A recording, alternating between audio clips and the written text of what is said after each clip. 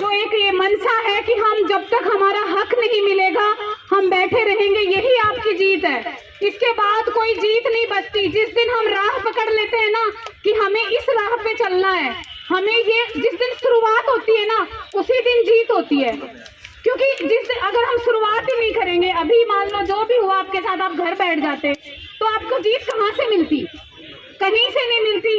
आपके जो साथी भाई हैं वो हजार तरह के आरोप सह रहे हैं। यहाँ इस धरने पर कोई भी आ सकता है, कोई भी आ सकता है, क्योंकि ये एक जनप्रतिनिधि जो पब्लिक का धरना है, ये जो आम जनता का धरना है नरसिंह, तो उस पे आरोप भी लगते हैं। तूने उसको बुला लिया, तूने इसको बुला लिया, तूने इस पार्टी को, तो उस पे ये जो आपके लीडर हैं उन पे आरोप भी लगते हैं। लेकिन आप सभी उनकी ताकत हैं, आप सभी उनका हौसला हैं। और जैसा कि मैंने आपको बताया था, मैं आपके जो प्रतिनिधि साथी हैं उनको लेकर अभी अखिल अरोड़ा साहब से भी बात हुई है, धर्मेंद्र राठौड़ जी से भी बात हुई है। बात होनी बहुत जरूरी थी, बात अलग अलग तरीकों से पहुंच भी रही है। मैं ये नहीं कहती कि मैं आज आई और मैंने अभी आकर पहुंच गई और काम करवा दिया और हो गया। इतना आसान नहीं है, इतना आसान नहीं है, क्योंकि मैं खुद संघर्ष 2016 की गवाह हूँ। हमने भी 2008 में लगे, 2016 तक संघर्ष किया।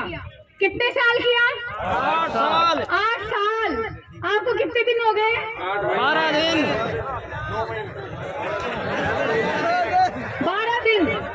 लेकिन ये संघर्ष पूरी जिंदगी जारी रहेगा। कैसे? पहले हम परमानेंट होंगे, पहले हमारी नौकरी लगेगी, फिर हम परमानेंट होंगे, फिर हमारे संवर्ग के लिए कुछ जो बेटर हो सकता है वो हम लेंगे। तो ये संघर्ष है ना, ये कभी फीका नहीं पड़ना चाहिए। आज आपकी नौकरी के लिए आप इतने बैठे हो, लेकिन मैं फिर बताना चाहती हूँ कि जहाँ जहाँ भी जब भी नर्सिंग संवर्ग में नर्सिंग की बात आए, हमें हमारी यूनिटी दिखानी पड़े, वहाँ आपकी भीड़ कम नहीं होनी चाहिए। और मैं अभी अभी देख कर आई हूँ कि सरकार में इतना डर है, इतना खौफ है, आपके चर्चे चारों तरफ हैं।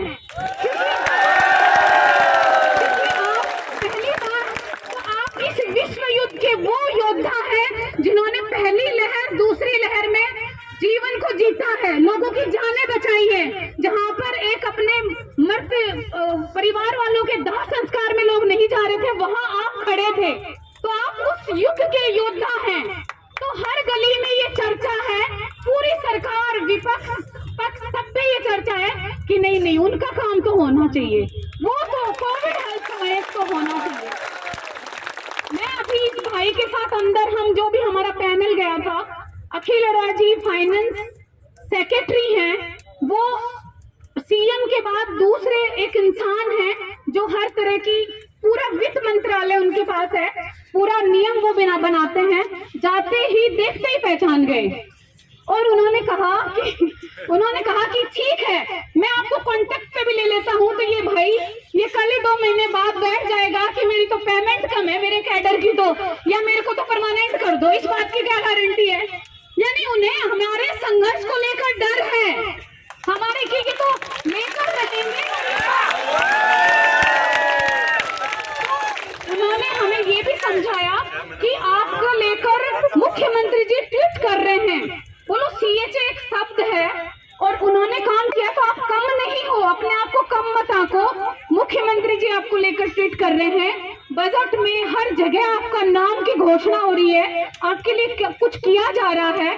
ठीक है, हम जो बना रहे हैं वो आपको मंजूर नहीं है, लेकिन हम कर तो रहे हैं, हम आपको डिनाई तो नहीं कर रहे हैं। उन्होंने बहुत तरीके से हमें समझाया और उन्होंने बताया कि देखो, बजट जो था कोविड को लेकर, वो कोविड का बजट तो हम कोविड के नाम से तो नहीं ले सकते ना, कोविड के नाम से तो नहीं ले सकते। उन्होंने बताया, बाकायदा एक एक चीज लिखकर बताई, मतलब लिखी हुई चीज को उन्होंने, कि आप सब देखते हो, कोविड के नाम से इस बजट को हम दोबारा नहीं ले सकते। तो हम क्या कर सकते हैं? पूरी सरकार सीएचए के पक्ष में है, हम कुछ ऐसा सोच रहे हैं। उन्होंने वो जो बताया कि हमने ये बनाया, तो मैंने कहा नहीं, ये तो एक तरह से, हमारे आपके साथी भाइयों ने भी कहा, ये तो होमगार्ड वाला काम हो गया। होमगार्ड में तो 10वीं पास ही लगता है, और हमारे साथी तो 3.5 साल और 4.5 साल के कोर्स कंप्लीट करने वाले और वो हैं। तो फिर उन्होंने इस बात को भी कहा कि ठीक है, आप अगर प्यार से हमारे पास आते हो, उन्होंने ये भी कहा कि धरना खत्म कर दो अभी के अभी, फिर आप पूरा पैनल लेकर हमारे पास आओ। आज के आज हम आपके लिए जो भी करना चाहते हैं, जो भी बेटर, जैसे कॉन्टेक्ट पे लेना, आपको कैसे कॉन्टेक्चुअल ले सकते हैं, हम ले लेंगे। तो फिर भाई ने कहा नहीं, धरना खत्म नहीं होगा, है ना। तो फिर वापस से भी मैं अकेली गई तो उन्होंने बोला है कि धरना खत्म नहीं करेंगे तो भी ये हमारे बच्चे हैं, ये वो लोग हैं जिन्होंने उस टाइम में काम किया, तो हम कर रहे हैं इनके लिए। ठीक है, उन्होंने मुझे ये बात बोली है, मैं उनके बिहाफ पर आपको, उन्होंने मुझे कहा कि आप मेरा नाम लेकर बोल दीजिएगा वहां जाकर कि हम आपको बिल्कुल कभी भी नेगलेक्ट नहीं करेंगे, आपकी सेवाएं खत्म नहीं करेंगे, आपको बिल्कुल। लेकिन कैसे आपको पेमेंट दी जाए, कैसे रखा जाए, कॉन्टेक्ट पे रख सकते हैं क्या, फिर धीरे धीरे सारी चीजें होंगी। देखो 1 मिनट में कैडर बना दो, संविदा ले लो, एक साथ तो सारे फैसले नहीं हो सकते। मुझे जैसा कि उन्होंने कहा कि इनको हम कॉन्टेक्ट पे लेने की कोशिश करेंगे, हम आज भी बात कर रहे हैं, तो उनकी कमेटी का जो भी वो आज करेंगे, कल तक उसका ये आ जाएगा कि हम इनको कॉन्टेक्ट पे लेंगे। लेकिन उन्होंने अपनी तरफ से ये कहा कि धरना खत्म करो। पर मैं आपको ये कहना चाहूंगी कि जैसे भी आपके लीडर्स जो हैं, मेरी तरफ से जो मेरी मंशा थी मैंने पहुंचा दी।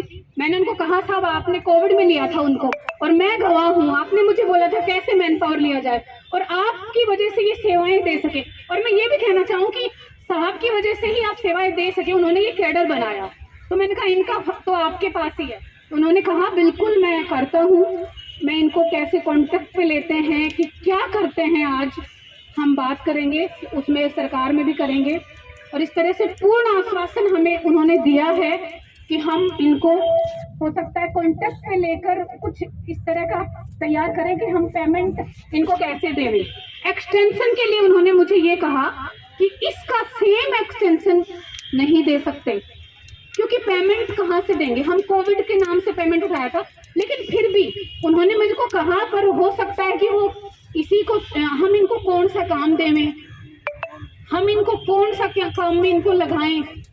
जो उन्होंने कहा मैं साफ आपको बता रही हूँ, पर हम इनको 1000% करेंगे और इनको कंटिन्यू रखेंगे। और कैसे रख सकते हैं, एज ए कोविड CHA रखेंगे या आपको कॉन्टेक्ट पे रखेंगे, वो सब उन्होंने पूरा कहा है कि हम इनका निकाल रहे हैं, कॉन्टेक्ट पे लेकर इनको इनकी भर्ती को जारी रखेंगे, जैसा कि उन्होंने मुझे कहा। इसके बाद हम धर्मेंद्र राठौड़ जी के पास गए, वो भी लगातार उनके पास, पहले भी मेरी उनके बर्थडे वाले दिन बात हुई थी।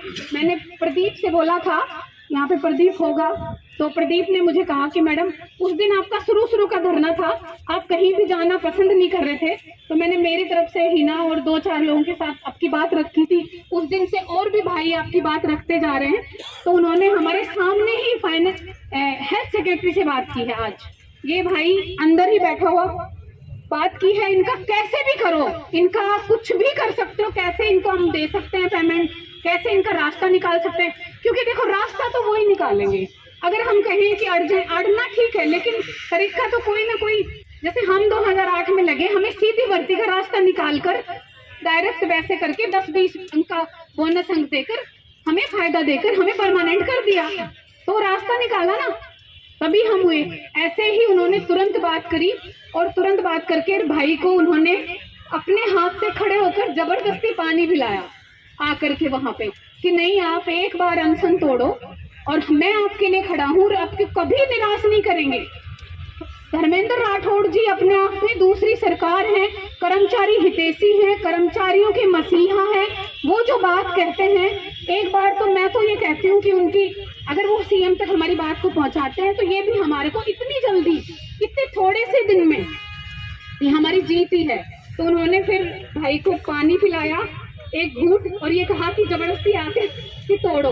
अब ये भाई जैसे अनशन कल तक का अपन, और जो भी आप अपना विचारधारा बना लेना, है ना, हमें साथ लेकर ही काम करना होगा।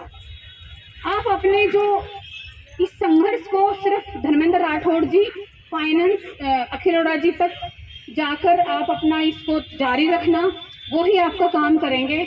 मेरे को जो ठीक लगा मैंने किया, आज पॉजिटिवली बात हुई है। अगर ऐसा होता कि नहीं हमने कोविड में ले लिया, अब हमारे पास कोई इनका रास्ता नहीं है, तो वो साफ मना कर देते, मिलते भी नहीं। 1-1 घंटे बात हुई है दोनों से।